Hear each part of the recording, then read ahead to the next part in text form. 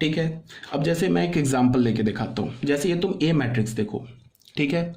इस ए मैट्रिक्स का अगर तुम डिटर्मिनेंट कैलकुलेट करोगे तो क्या होगा, 0 माइनस ऑफ -4 +4, तो वो तो इक्वल टू 0 नहीं आया, बट ये इवन ऑर्डर का एक 2/2 ऑर्डर का स्क्यू सिमेट्रिक मैट्रिक्स है, ठीक है। तो यहाँ से हमें इसका डिटर्मिनेंट क्या मिला, नॉट इक्वल टू 0। और इसके बाद हम लोग देखते हैं एक बी मैट्रिक्स लिया, नल मैट्रिक्स लिया। अच्छा ठीक है, एक बात और, जो नल मैट्रिक्स होता है ना इवन ऑर्डर का, सॉरी नल स्क्वायर मैट्रिक्स जो होता है वो स्क्यू सिमेट्रिक भी होता है और सिमेट्रिक भी होता है, याद रखना। Null matrix is both symmetric as well as skew symmetric. तो ये मैंने 2/2 ऑर्डर का एक नल मैट्रिक्स लिया, तो ये स्क्यू सिमेट्रिक भी है और सिमेट्रिक भी है। अब अगर मैं इसका डिटर्मिनेंट कैलकुलेट करूंगा तो ये तो 0 आ जाएगा, किसी भी नल मैट्रिक्स का डिटर्मिनेंट 0 होता है। तो यहाँ से हमें क्या पता चल रहा है कि एक 2/2 ऑर्डर का इवन ऑर्डर का स्क्यू सिमेट्रिक मैट्रिक्स का डिटर्मिनेंट वैल्यू 0 आ गया।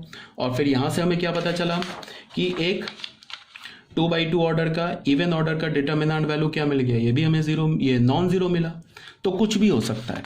इसका क्या मतलब है कि हम इवन ऑर्डर के स्क्यू सिमेट्रिक मैट्रिक्स के डिटर्मिनेंट पर कोई कमेंट नहीं करेंगे। It can be 0, it can not be 0, but odd order का जो स्क्यू सिमेट्रिक मैट्रिक्स होगा उसका डिटर्मिनेंट हमेशा 0 होगा, ठीक है। इसी बात को मैंने एक छोटा सा स्टार बना के लिख दिया, null square matrix is both symmetric as well as skew symmetric matrix, ठीक है। तो ये हमारा फर्स्ट पॉइंट हो गया, याद रखना। अब आ जाते हैं सेकेंड पॉइंट पर, सेकेंड नोट पर। सेकेंड नोट में क्या बोल रहा है, if A is a square matrix of order n, अगर हमारे पास ए एक स्क्वायर मैट्रिक्स है n ऑर्डर का, तो पहले क्या बोल रहा है ए पॉइंट में, A plus A transpose will be a symmetric matrix, A minus A transpose will be a skew symmetric matrix. ये क्या बोल दिया इस नोट में, इस नोट में ये बोला, जैसे देखो इस नोट में क्या बोला, इस नोट में बोला कि हमारे पास ए जो है एक स्क्वायर मैट्रिक्स है। ये क्या हमारे पास एक स्क्वायर मैट्रिक्स है, ये एक स्क्वायर मैट्रिक्स है ऑफ ऑर्डर एन ऑर्डर का स्क्वायर मैट्रिक्स है, ऑर्डर एन। तो ये क्या बोल रहा है कि ए प्लस ए ट्रांसपोज, ये जो मैट्रिक्स होगा ना ये हमेशा एक सिमेट्रिक मैट्रिक्स ही होगा। इसका मतलब क्या है कि तुम किसी भी स्क्वायर मैट्रिक्स में उसके ट्रांसपोज को ऐड करोगे तो वो एक सिमेट्रिक मैट्रिक्स बन जाएगा। और ए माइनस ए ट्रांसपोज ये हमेशा एक स्क्यू सिमेट्रिक मैट्रिक्स होगा। ये क्या होगा, स्क्यू सिमेट्रिक मैट्रिक्स होगा। इसका क्या मतलब है कि तुम किसी भी स्क्वायर मैट्रिक्स में अगर तुम ए ट्रांसपोज उसके ट्रांसपोज को सब्ट्रैक्ट करोगे तो वो हमेशा एक स्क्यू सिमेट्रिक मैट्रिक्स बन जाएगा, ठीक है। अब प्रूफ क्या है, प्रूफ देख लो, बहुत आसान है। हमने क्या किया, ए प्लस ए ट्रांसपोज, इसे हमें क्या प्रूफ करना है कि एक सिमेट्रिक मैट्रिक्स है, ठीक है। तो ये हमें प्रूफ करना है। तो ए प्लस ए ट्रांसपोज ये भी तो एक खुद मैट्रिक्स है ना। मान लो कि इसको हमने सी बोल दिया, सपोज दैट सी बोल दिया, ठीक है। अब मैंने क्या किया, यहां से सी का ट्रांसपोज लिया, तो सी का ट्रांसपोज लूंगा तो क्या हो जाएगा, ए प्लस ए ट्रांसपोज का ट्रांसपोज। अब ट्रांसपोज की प्रॉपर्टी हमने ऑलरेडी कर रखी है, A plus B transpose is equal to A transpose plus B transpose. तो इसको हम क्या लिख सकते हैं, ए ट्रांसपोज प्लस बी की जगह ये काम कर रहा है, तो इसे हम क्या लिख सकते हैं, ए ट्रांसपोज का ट्रांसपोज। तो ए ट्रांसपोज तो ये रह गया, ये ए का डबल ट्रांसपोज हो गया, तो इसको हम ए लिख देते।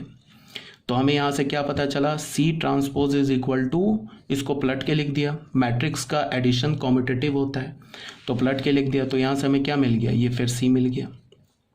तो यहां से हमें क्या पता चला, C is equal to C transpose. This implies that जो C जो A प्लस ए ट्रांसपोज के इक्वल है, ये हमारा एक सिमेट्रिक मैट्रिक्स हो गया। क्लियर है ये। अब आ जाओ, हमें क्या प्रूफ करना है, A माइनस ए ट्रांसपोज को स्क्यू सिमेट्रिक प्रूफ करना है। तो मान लो कि हमने D बोल दिया, A माइनस ए ट्रांसपोज को, इस मैट्रिक्स को हमने D बोल दिया, तो D ट्रांसपोज क्या होगा, ए माइनस ए ट्रांसपोज का ट्रांसपोज, फिर इसको लिखा A transpose minus A transpose transpose, ये हो गया ए ट्रांसपोज माइनस ए। इससे मैंने माइनस कॉमन ले लिया तो ये हो गया ए माइनस ए ट्रांसपोज। ये क्या हो गया, फिर हमारा डी हो गया तो माइनस डी हो गया। तो हमें क्या मिला, D transpose is equal to minus D. तो यहाँ से हमें क्या पता चला, D is equal to minus D transpose. तो यहाँ से हमें क्या पता चला कि डी इज इक्वल टू जो हमारा ए माइनस ए ट्रांसपोज है, ये एक स्क्यू सिमेट्रिक मैट्रिक्स होगा। यही प्रूफ करना है, ठीक है ना। तो इसी बात को यहां प्रूफ कर रखा है, देख लो, ठीक है। ये देख लेना, ए प्रूफ बी प्रूफ यहां तक प्रूफ कर रखा है। अब आ जाओ थर्ड नोट पर। थर्ड नोट क्या बोल रहा है? एक्चुअली ये जो सेकंड नोट है, ये थर्ड नोट है, ये एनसीईआरटी का नोट है, ये इंपॉर्टेंट नोट है। और इस थर्ड नोट पर याद रखना, ये इंपॉर्टेंट नोट है। बोर्ड जो एग्जामिनेशन होता है ना, जेके बोर्ड का एग्जाम या सीबीएसई बोर्ड का एग्जाम, इसमें ये थर्ड नोट पर बेस्ड एक क्वेश्चन वो अक्सर पूछते हैं, ठीक है। जनरली हर साल एक क्वेश्चन रहेगा, चाहे वो शॉर्ट में हो लॉन्ग में हो, एक क्वेश्चन पूछ देते हैं। तो ये हमारे लिए बोर्ड के पॉइंट ऑफ व्यू से इंपॉर्टेंट है थर्ड नोट। यहाँ थर्ड नोट में क्या बोल रहा है? Any square matrix A can be written as the sum of a symmetric and skew symmetric matrix.